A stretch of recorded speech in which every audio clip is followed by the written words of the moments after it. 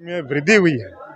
पहले तो छोटी घटना होती थी, और ये जो पूर्व में जो 2-3 जगह जो भीषण जो घटना घटी है, ये तो बिहार सरकार पर उंगली उठने वाली बात है कि भाई आपका लॉ एंड ऑर्डर, आपका सरकार, आप क्या कर रहे हैं। अरे यार, चिराग पासवान की बात मत करो, हमारी बात करो, एनडीए की बात करो। चिराग पासवान कहाँ जा रहा है, नहीं जा रहा है, तो क्या मतलब है? हमारे घर में कोई फंक्शन नहीं होता है। जब से स्वर्गीय रामचंद्र पासवान जी की मृत्यु हुई, स्वर्गीय हमारे बड़े भाई साहब की मृत्यु हुई, उस समय से हम लोग ने छठ पर्व करते हैं, ने होली मनाते हैं, दीपावली मनाते हैं।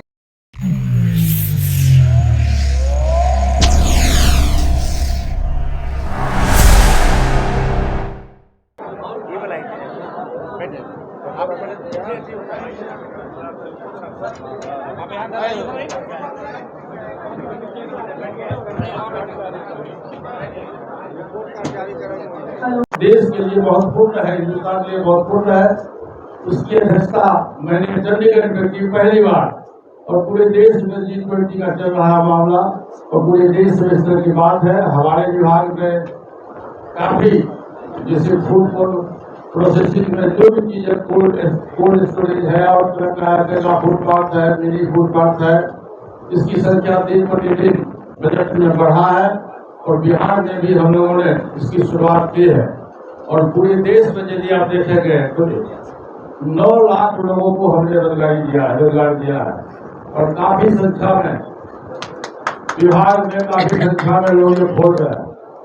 दूसरी बात है कि 2024 आगामी 2024 में लोकसभा का चुनाव होने वाला है, और ये चुनाव बहुत ही महत्वपूर्ण चुनाव है। और इस चुनाव में, और खास करके बिहार में, मैं पूरी ईमानदारी से आपको बतलाना चाहता हूं कि बिहार में एनडीए गठबंधन की सरकार जो पूरे देश में है, और माननीय प्रधानमंत्री जी इस संबंध में आपको भी मालूम है कि पूरे विश्व का जो सर्वे हुआ है, उस सर्वे में पूरे विश्व के स्तर पर सर्वमान्य नेता के रूप में परम आदरणीय नरेंद्र मोदी जी का नाम आया, 1 नंबर पे आया। और देखिए, आजादी के बाद मैं समझता हूँ कि इतना अच्छा प्रधानमंत्री इस देश को कभी नहीं मिला, जिसने शोषित के लिए, गरीब के लिए, महिलाओं के लिए, वृद्धा लोगों के लिए, किसान के लिए, नौजवान के लिए, सभी लोगों के हित की बात उन्होंने की। इवन यहाँ तक कि जो गरीब लोग हैं, जो बीपीएल सूची के अंदर है, उनके इलाज के लिए उन्होंने 5 लाख रुपया की राशि की स्वीकृति दी है। इस देश में 81 करोड़ लोगों को मुफ्त राशन दिया जा रहा है। 31 दिसंबर 2022 तक 81 करोड़ लोगों को मुफ्त राशन कार्ड दिया जाएगा। One nation one ration card की व्यवस्था की गई है। उसी तरह से किसान को सब्सिडी दिया जा रहा है, मेडिकल कॉलेज और इंजीनियरिंग कॉलेज खोला जा रहा है, और रोड, सड़क, बिजली की तो व्यवस्था भारत सरकार में आप देखे रहिएगा कि पूरे देश में कभी ऐसा नहीं हुआ था। कहने करती है कि प्रधानमंत्री जी की सोच गरीबों के प्रति है। आप देखिए, महिलाएं खाना बनाती थी, आँख खराब हो जाता था, उसके लिए गैस की व्यवस्था उन्होंने किया। गरीब लोगों के लिए, वृद्ध लोगों के वृद्धावस्था की व्यवस्था किया। इस ढंग से ये अपने देश जो विदेश का नीति है, खासकर विदेश का जो नीति है, ऐसा कभी भी हिंदुस्तान के प्रधानमंत्री के द्वारा नहीं हुआ था। आगे विदेश में हिंदुस्तान का नाम चरम स्थान पर है। तो मैं आप लोगों से जानना करता हूँ, आने वाला समय है 2024, लोकसभा का चुनाव है, एनडीए गठबंधन की सरकार है देश में, और भाजपा इंटरनेशनल, भाजपा देश ही नहीं विदेशों में भाजपा का संगठन है, और भाजपा इस साथ हम लोग का संगठन है। खासकर बिहार में भाजपा के सहयोगी दल हमारी पार्टी है, हम लोग हैं। हम लोग 5 सांसद हैं, 5 सांसद हम लोग अपने अपने क्षेत्र में, पूरे बिहार में बहुत मुस्तैदी से संगठन का काम करते हैं, और संगठन का काम करेंगे। अभी देखिए भैया, यहाँ पे हम लोग 5 सांसद जो हमारे विधान पार्षद है, सभी लोगों ने जाकर के माननीय प्रधानमंत्री जी से मुलाकात की, और माननीय प्रधानमंत्री जी को शुभकामनाएं की। तो आज के मंच से मैं ये कहना चाहता हूँ कि जब भी 2024 का लोकसभा का चुनाव होगा, तो 2/3 बहुमत से इस देश में एनडीए की सरकार बनेगी। और तीसरी बात, परम आदरणीय प्रधानमंत्री श्री नरेंद्र मोदी जी देश के प्रधानमंत्री बनेंगे, किसी बार बनेंगे, ये मैं आपको पूरा आश्वासन देता हूँ। दूसरी बात है, बिहार की स्थिति जो है, आप देख रहे होइएगा कि तकरीबन 7 महीना हुआ है श्री नीतीश बाबू को एनडीए छोड़ के आरजेडी के गठबंधन में जाते हुए, तकरीबन 7 महीना हुआ और बिहार की स्थिति दिन प्रतिदिन बदतर होते जा रही है। फिर पुनः याद आता है 1990 से लेकर 2005 की स्थिति जो बिहार में थी, जिसको लोग जनरल राज कहते थे, जिससे परेशान होकर बिहार की जनता ने नीतीश कुमार जी को अपना अधिकार दिया और नीतीश कुमार जी बिहार के मुख्यमंत्री बने, 17 वर्षों तक बिहार के मुख्यमंत्री बने रहे। इस बार जो लोकसभा का चुनाव हुआ और विधानसभा का चुनाव हुआ, उसमें एनडीए गठबंधन के तहत नीतीश जी के दल को भी 17 सीट मिला था लोकसभा में, जिसको 16 सीट वो जीते थे। और जो विधानसभा का चुनाव हुआ, एनडीए गठबंधन को बिहार की जनता ने अपना मत दिया था और एनडीए गठबंधन के मत देने के बाद नीतीश जी पर विश्वास करके भाजपा के लोगों ने नीतीश जी को मुख्यमंत्री बनाया था। लेकिन नीतीश जी ने बिहार की जनता के साथ अपमान किया और बिहार की जनता को उन्होंने धोखा दिया और एनडीए गठबंधन छोड़ के और रातों रात चले गए आरजेडी गठबंधन में। ये बिहार के लिए बहुत ही शर्मनाक घटना है, दुर्भाग्यपूर्ण घटना है। अब अभी आप रिसेंटली देखे होइएगा, रामनवमी के अवसर पर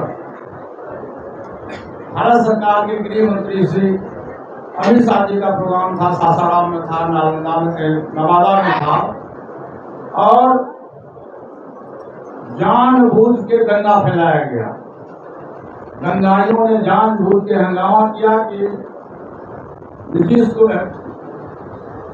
अमित शाह जी का प्रोग्राम फेल कर जाए, विफल कर जाए और उसमें बिहार सरकार 100% दोषी है। जहां पर पटना में बिहार सरकार के मुख्यमंत्री हैं, डीजीपी है, चीफ सेक्रेटरी है, सभी मंत्री लोग हैं। और सबसे बड़ी बात तो ये है कि नालंदा जो नीतीश जी का गृह जिला है, जन्म स्थान भी है और कर्म स्थान भी है, उस नालंदा में भी घटनाएं घटी।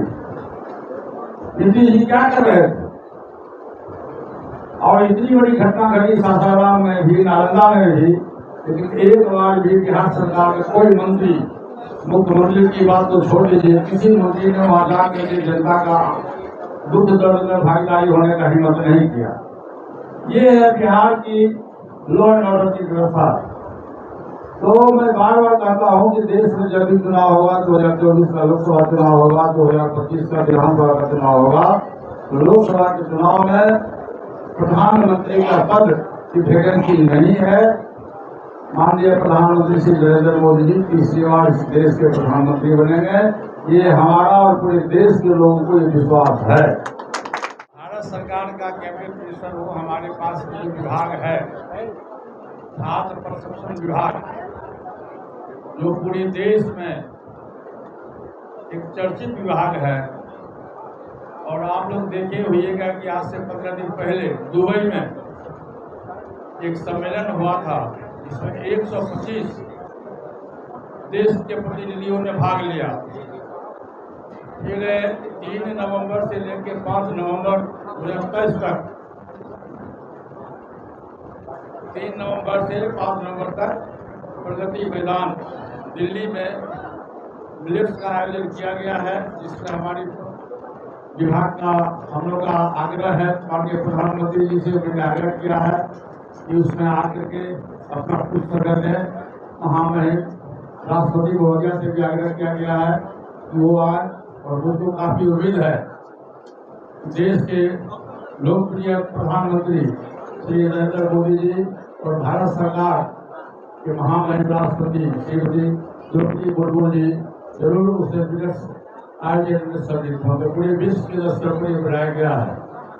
दूसरा आप देखिएगा, हमारा जो विभाग है, इसमें 2 यूनिवर्सिटी है, 2 विश्वविद्यालय, एक हरियाणा में सोनीपत में है, दूसरा तमिलनाडु पुणे में है।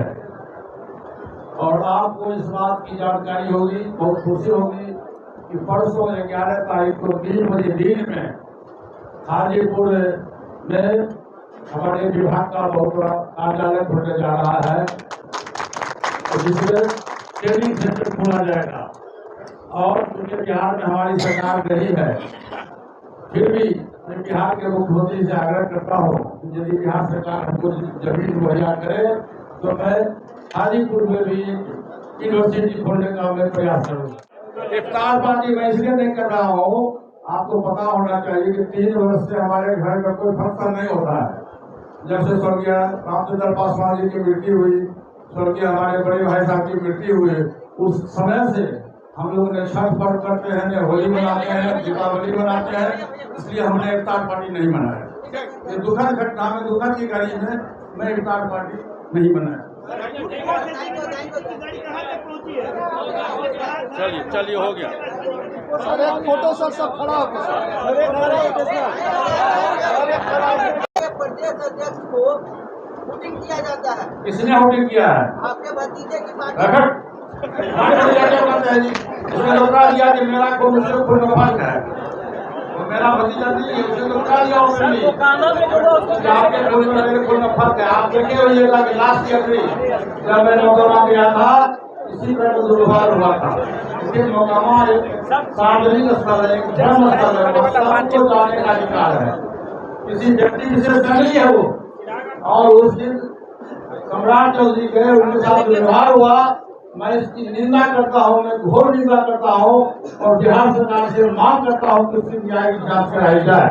सर विपक्ष ये कह रहा है, पशुपति पारस जी विपक्ष ये कह रहा है, केंद्र में जो विपक्ष बैठा है वो कह रहा है कि चुनाव आने से पहले बीजेपी और सहयोगी पार्टी ये चिंता न करे कि प्रधानमंत्री का चेहरा कौन होगा, और ऐसा चेहरा होगा कि वो देखेगा बीजेपी और सहयोगी। विपक्ष के पास में कोई चेहरा ही नहीं है।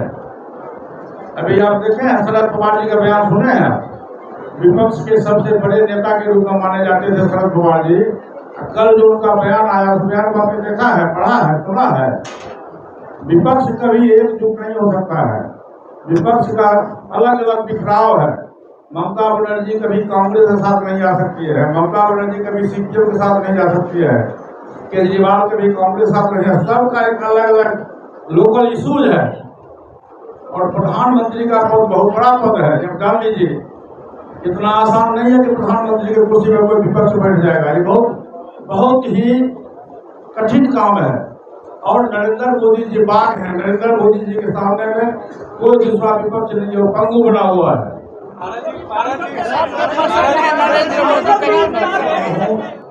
साल का ये चौथा महीना है।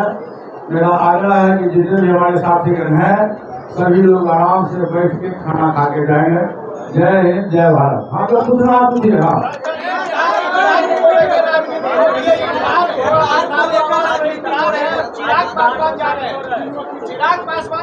अरे यार, चिराग पासवान की बात मत करो, हमारी बात करो, एनडीए की बात करो। चिराग पासवान कहाँ जा रहा है, नहीं जा रहा, सिर्फ कैंसर है।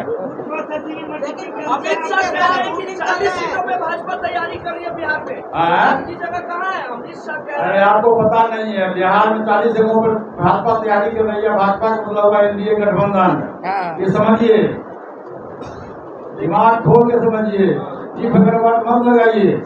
बिहार में एकमात्र सहयोगी दल हम है, हमारी पार्टी है, और हमारी पार्टी और भाजपा में गठबंधन है, वो गठबंधन जिंदगी भर रहेगा।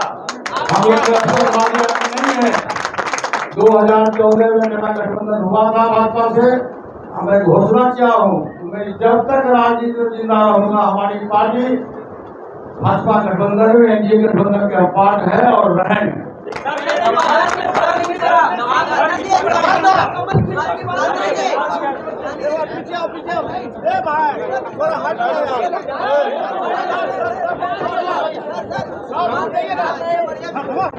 अरे हल्ला नहीं।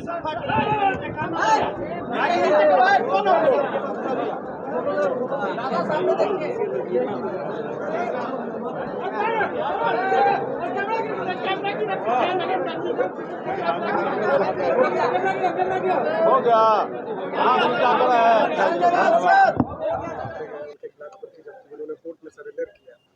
देखिए ये मत कहिए कि वो किस समुदाय से आते हैं, किस समुदाय से नहीं आते, ये बहुत गलत बात है। जो इस तरह की गतिविधि में शामिल होते हैं, ना उसका कोई जात होता है, ना उसका कोई धर्म होता है, ना उसका कोई रंग होता है, वो एक सिर्फ असामाजिक तत्व होता है और इस तरीके के लोगों पर कार्रवाई होनी चाहिए। और ये बिहार सरकार की जिम्मेवारी बनती है और खासकर हमारे आदरणीय मुख्यमंत्री जी जो हैं, उनका उनका गृह जिला है, कर्म जिला है, उनका गृह स्थल और कर्म स्थल दोनों है, उनकी जिम्मेवारी बनती है कि जिन जिन लोगों ने इस तरह का दुष्कर्म किया है उसको शीघ्र पकड़ें, उन पर कार्रवाई हो, उनको जेल डालें, ताकि आगे से इस तरह की घटना ना घटे। केंद्र सरकार और गृह मंत्रालय के पास अधिक पावर है, वो दूध का दूध पानी का पानी हो, इसके लिए क्या वो कोई स्टेप उठाएंगे? अरे भाई, बिहार सरकार का लॉ एंड ऑर्डर सरकार के हाथ में, सरकार का लॉ ऑर्डर सरकार के हाथ में होता है। तो कहीं पे कोई घटना घट रही है तो आप चुटकी लेने के बजाय आप उसको शीघ्र इमरजेंसी मीटिंग बुला के उसमें उसको क्यों नहीं आप उसको रेक्टिफाई करते हैं।